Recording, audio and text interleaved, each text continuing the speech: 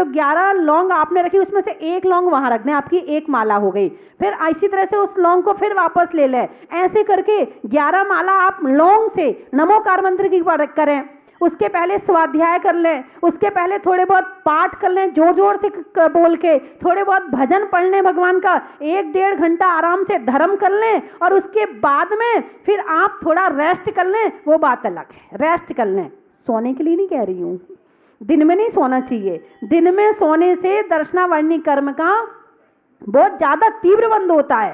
हो तो हर समय रहा है, लेकिन उस समय तीव्र बंध होता है। और दर्शनावर्णी का बंध का मतलब सम्यक दर्शन, अपनी आत्मा का दर्शन, भगवान का दर्शन नहीं हो पाएगा फिर। तो इसीलिए वो कर्मों को कैसे भगाएं। दोपहर को टाइम मिला है, थोड़े से कर्म दोपहर में भगा लें, थोड़े से शाम को भगा लें, थोड़े से सुबह भगा लें, बाकी समय तो हम इकट्ठे कर ही रहे ना। भगाना, इकट्ठे करने के साथ साथ भगाना भी तो आना चाहिए। 24 घंटे इकट्ठे करते हैं, बस दिन में एक बार हाथ जोड़ लिया कि भाग जाएंगे सारे कर्म, नहीं भागेंगे। कम से कम दिन में 3 बार, शाम की आरती, आलोचना पाठ, प्रतिक्रमण, 3 चीज पक्के, समाधि भावना। दोपहर में स्वाध्याय, नमोकार मंत्र की जाप, सुबह की पूजा, अभिषेक करना, देखना, ये कम से कम दिन में 3 बार आपका रूटीन होना चाहिए। दिन में सोने की छूट उसको दी जाती है या तो बीमार हो या बच्चा हो। जो छोटे बच्चे होते हैं, नहीं तो कोई किसी का 6 महीने का बच्चा है, आप दिन में ना सोने दो उसको, नहीं। छोटे बच्चे का बढ़ता हुआ शरीर होता है, उसे नींद की सबसे ज्यादा जरूरत होती है, तो इसलिए छोटे बच्चों को छूट है। और कोई बहुत बूढ़ा हो कि चल फिर नहीं सकता हो तो उसको छूट है, या बीमार को छूट है। और यदि आप जैसे हो तो आप जैसे को तो नहीं सोना चाहिए दिन में। मेरी बात समझ में आ गई? बोलो आ गई, बोलो आ गई, बोलो आ गई।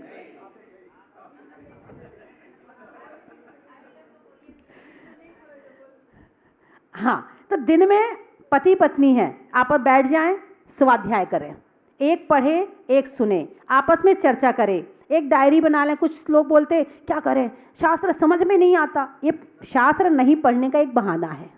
क्या करें, शास्त्र समझ में ही नहीं आता इसलिए हम पढ़ते ही नहीं है। नहीं, आप शास्त्र पढ़ लेकर बैठे और शास्त्र लेकर के आप शुरू करें। 2 जने बैठे, ध्यान अकेले में, स्वाध्याय 2 या 2 के ज्यादा जन हो तो और अच्छा लगता है। हाँ, स्वाध्याय में अकेले में मन नहीं लगता। स्वाध्याय अकेले करने वाले तो अक्सर ऐसे करते हैं कि बस उंगली रखी,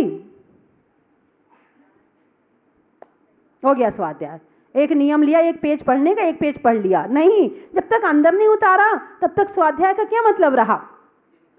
चिंतन मनन साथ में चाहिए, वाचना, प्रच्छना, अनुप्रेक्षा, आमनाएं, ये स्वाध्याय के भेद हैं।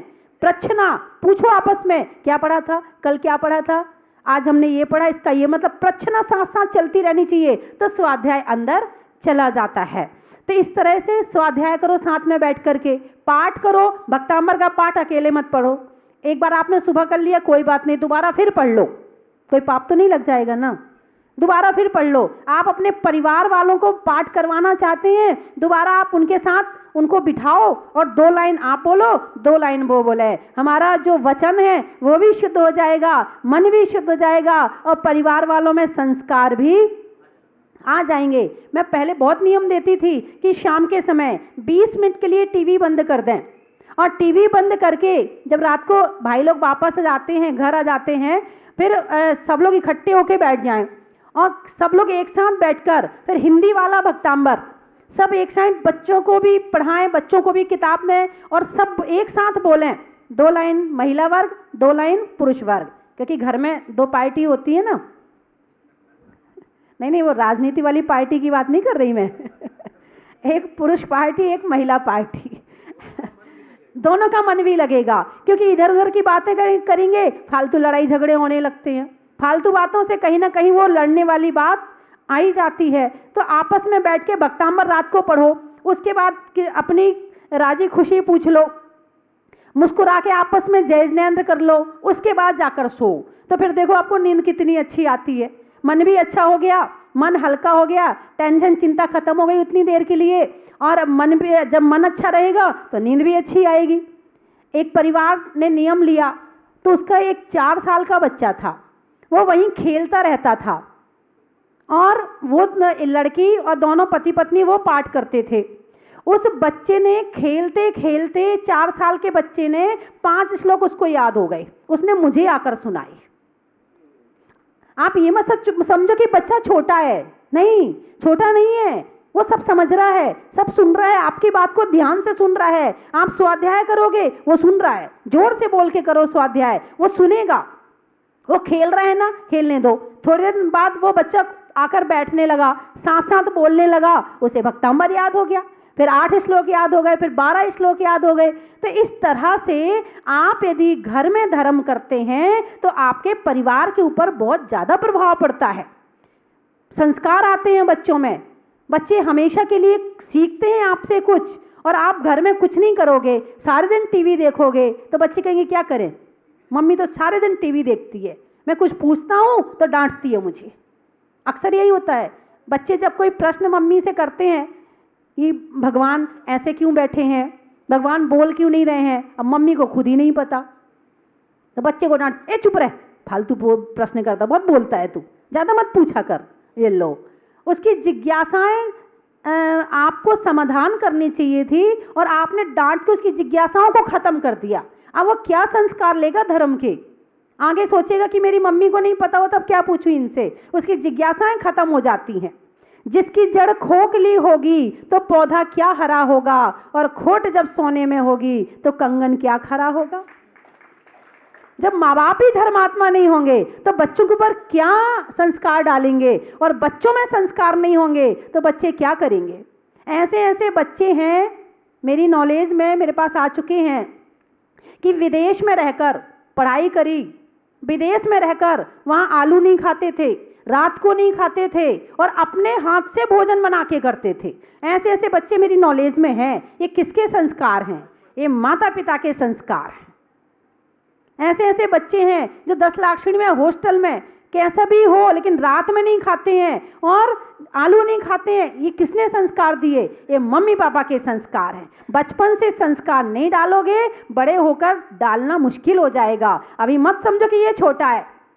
अभी एक अनंत चतुर्दशी को एक छोटा सा बच्चा था, उसकी मम्मी ने उपवास किया, पापा ने उपवास किया। उस दिन बच्चे को भी अनाज नहीं खिलाया, दूध ही दूध पिलाया। बोले इसका भी करवा दिया। वो छोटा था, बोले इसको भी अनाज नहीं खिलाया। तो अभी वो जानता नहीं है, मगर संस्कार तो पड़ेंगे ना। संस्कार कहाँ से शुरू होते हैं? अभिमन्यु को संस्कार जो चक्रव्यूह में घुसने के संस्कार मिले थे, वो कहाँ से मिले थे? गर्भ अवस्था से मिले थे। कि द्रौपदी सुन रही थी, कब तक सुन रही थी? सुभद्रा कब तक सुन रही थी?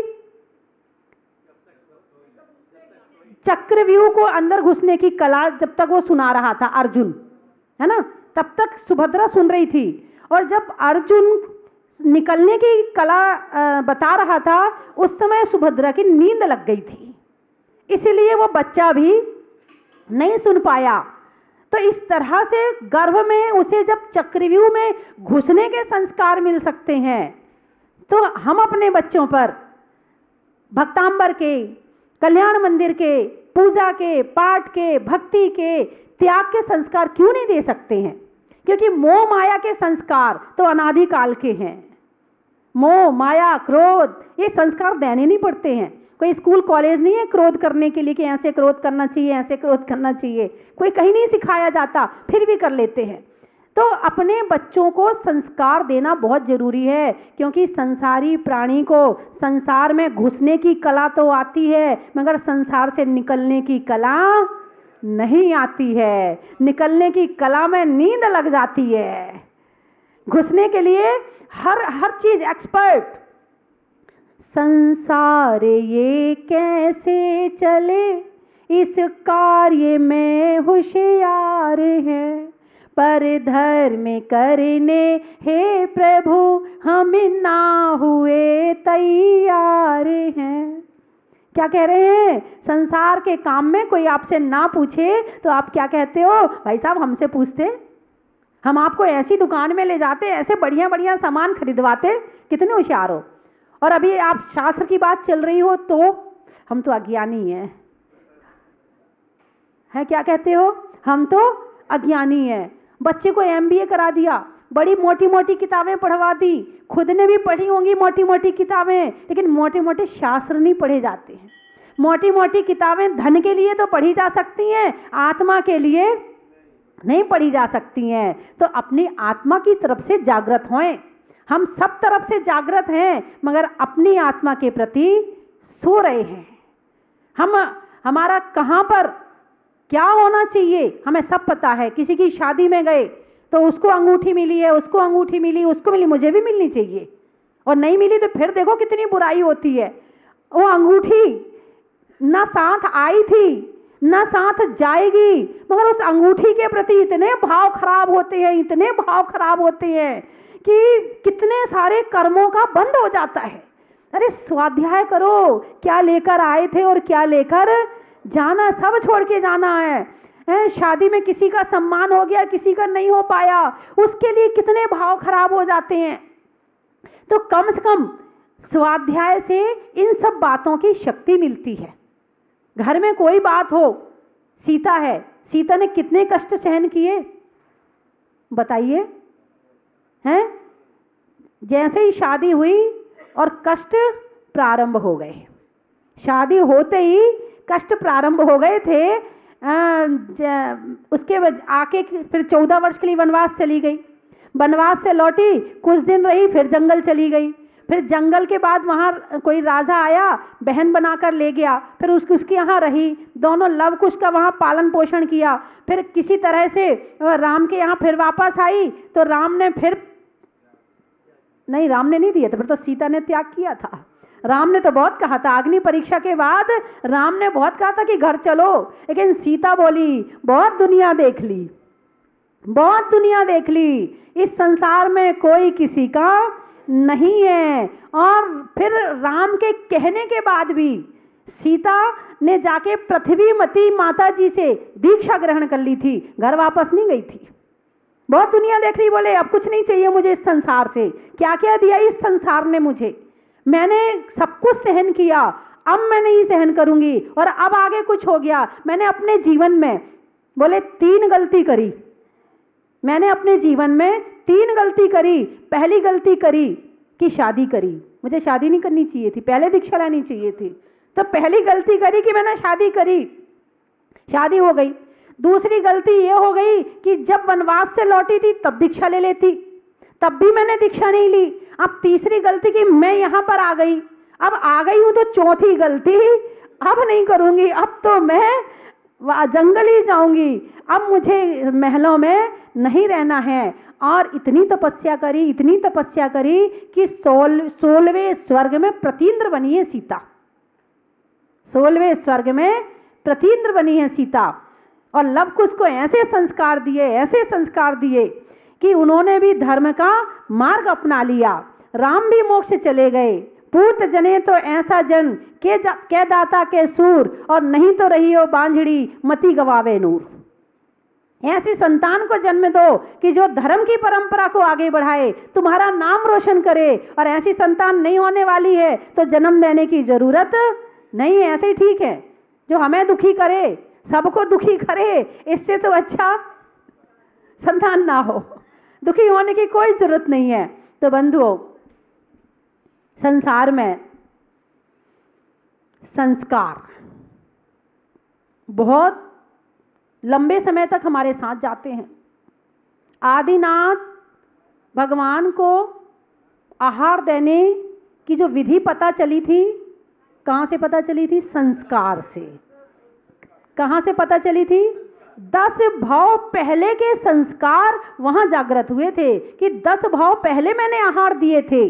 तो ये मत सोचो आज आप जो काम कर रहे हैं वो आज ही काम आएंगे, नहीं, ये संस्कार आपको कौन से भाव में काम आ जाएंगे। आप आहार देते हो, खूब आहार दो, खूब पूजा करो, खूब भक्ति करो, ये संस्कार कहाँ कहाँ जन्म में आपको काम आएंगे। और ऐसे काम आए कि राजा श्रेयांश भी मोक्ष चला गया, जिसने आहार दिया वो भी मोक्ष गया, जिसने आहार लिया वो भी मोक्ष गया, और जो साथ में थे वो भी मोक्ष चले गए।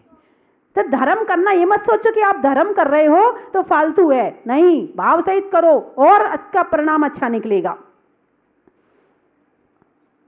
घूमने के लिए कार का घूमने के लिए कार का, महिलाओं में हार का, और मिलने में और देने में संस्कार का है। घर में कार हो ना हो मगर संस्कार जरूर होने चाहिए, नमोकार जरूर होना चाहिए। घर में छोटे छोटे बच्चे, जिनके भी घर में छोटे छोटे बच्चे हैं, वो अपने घर के बच्चों के साथ बिठाओ और 9 बार, 27 बार, 36 बार, जितना भी हो सके नमोकार मंत्र का पाठ आप बोलो। बच्चे को बोलना आता है या नहीं आता है ये देखने की आपको जरूरत नहीं है। आप केवल नमोकार मंत्र का पाठ 5 मिनट का, 10 मिनट का नियम ले लो कि 10 मिनट हम रोज बैठ करके नमोकार मंत्र का जोर जोर से पाठ करेंगे और बच्चों को वहां बिठाओ। बच्चा 1 दिन सुनेगा, 2 दिन सुनेगा, 3 दिन सुनेगा, कभी तो याद होगा, कभी तो बोलेगा। और जैसे बोल फूटेंगे तो क्या निकलेगा मुख से? नमो अरियंताड़म, नमो सिद्धाड़म, नमो आयरियाड़म, नमो वज्जायाड़म, नमो लोय सबशावणम। अभी परसों एक बच्चा आया था, जबलपुर का था शायद, और उसने, और मुश्किल से 2 साल का होगा, 2 साल का बच्चा था, और उसने मुझे तत्वार्थ सूत्र के करीब 10-15 सूत्र सुनाए, महावीर अष्टक सुनाया, प्रभु पतित पावन की विनती सुनाई, राजा राणा छत्रपति की विनती सुनाई। एक 2 साल के बच्चे ने। किसके संस्कार हैं? उसको खुद तो आता नहीं है, घर की दादी, घर मम्मी पापा, इन्हीं ने संस्कार दिए होंगे। तो बता रहे थे उनकी दादी जो है बच्चे को लेके बैठ जाती है और बस वो बोलती रहती है, वो साथ साथ बोलता रहता है। आजकल के बच्चों को बुद्धू मत समझना, बहुत होशियार बच्चे पैदा हो रहे हैं, कंप्यूटर माइंड बच्चे पैदा हो रहे हैं। आप बोलो तो सही, अच्छी बात बोलोगे वो भी सीखेंगे और बुरी बात बोलोगे वो भी सीखेंगे।